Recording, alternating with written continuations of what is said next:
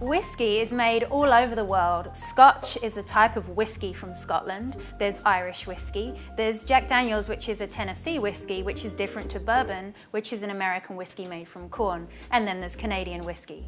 Essentially, whiskey is a spirit distilled from grain. Different whiskies have different base grains. Different grains grow in different parts of the world, so it's really no coincidence that whatever the local grain is, that's what the local whiskey turns out to be. For example, up in Scotland and Ireland, where a lot of barley grows, that's the base for the whiskey we make there. Very different to the warmer climates of Kentucky, where there's plenty of corn for the bourbon.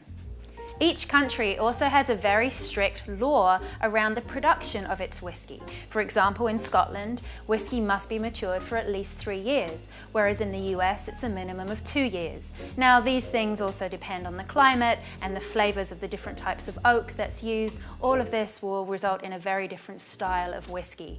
But one thing that's important to understand is what flavors you enjoy and where in the world you can find whiskeys that match those.